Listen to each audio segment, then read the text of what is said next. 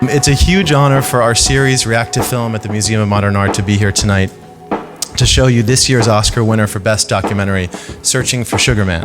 First-time feature director Malik Bendjelloul's masterful Oscar-winning portrait of one of the 1970s greatest singer-songwriters who no one in America has heard of until now. We know that the story really began at the beginning in Detroit, but the movie begins with Cape Town, South Africa.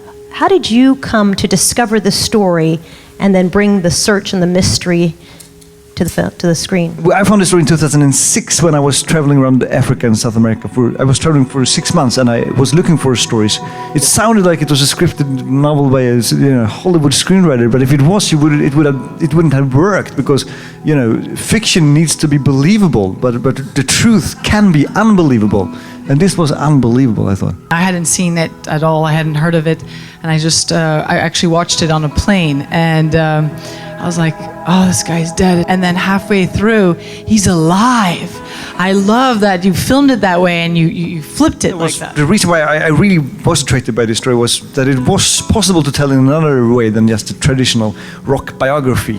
To actually tell a story from those South African fans and the way they saw the stories. They were as big fans as, literally, as you are a Jimi Hendrix fan and you want to just double check how did Jimi Hendrix die, just for fun. You're a fan, and then you realize no, Jimi Hendrix is living in that kind of stories.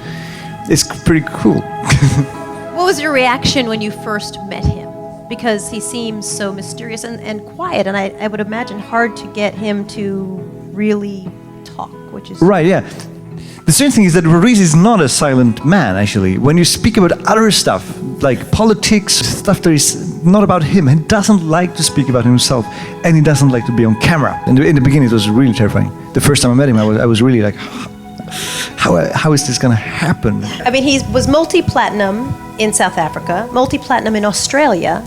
Did you ever, why do you think he never made it in the United States? Because I think the quality of the songs are really on a level that should have been discovered. Yeah. Rodriguez doesn't work. You have to change to something American sounding. And then he said, could we call you Rodriguez? And actually, the first single Rodriguez ever made was released under the name Rodriguez. But then he said when the album was going to come that this is silly. I am Rodriguez. You just whatever. I'm not going to change who I am just because you want to promote me. Do you think he'd be a different person today if he actually was famous in the 70s? He now says that I wasn't ready then, and that maybe this was just the only way that this was possible. Jimi Hendrix and Jim Morrison, they are gone, and Rodriguez is still performing. It's pretty cool. Colin Thomas from Pace University, he wants to know how long did it take you to make this film? It took 6 years, basically. 4 years full-time. Rena from Pace also. What is at least one thing you want the viewers to leave the theater thinking about after seeing Sugar Man? The money he earns now he gives away, because he never had money, and if you never ever... and I think it's not just strange behavior, I think he's really wise when he does that. He never consumed anything. He didn't have a cell phone, he didn't have anything. And when you do that, when you don't need money, you are a true free man. So now I'm really thinking about stuff that to do it the way that kind of he does it. And now this movie gave me enough money to survive a while. I spent 4 years without any money at all, and even that was possible. When I didn't have any money, I still could somehow survive and do what I want to do. You don't need money to be able to do what you want to do, and I think that's really what he shows. What was the biggest challenge in that 6-year window, 2 where you were doing it part of the time and 4 where you were doing it full time? Was there a point where you just thought about, like, this is not going well, this is frustrating, this is impossible? Yeah, I did have this guy told me it was crap, because actually it's a weakness. If you tell a film director that we don't have any money, sorry, they can understand that because there isn't unlimited amount of money in this world. But if they tell you you're bad, your creative work is actually stinks, it hurts. It really does. You should never hear that.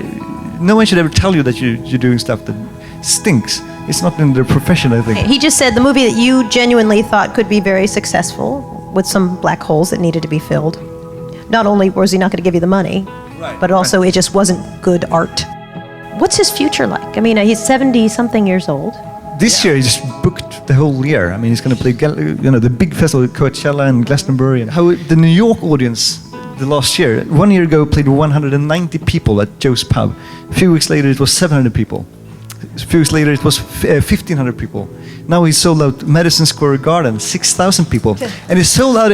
And he sold out in an hour. So now they starting to sell Barclays Stadium, 18,000 people in Brooklyn.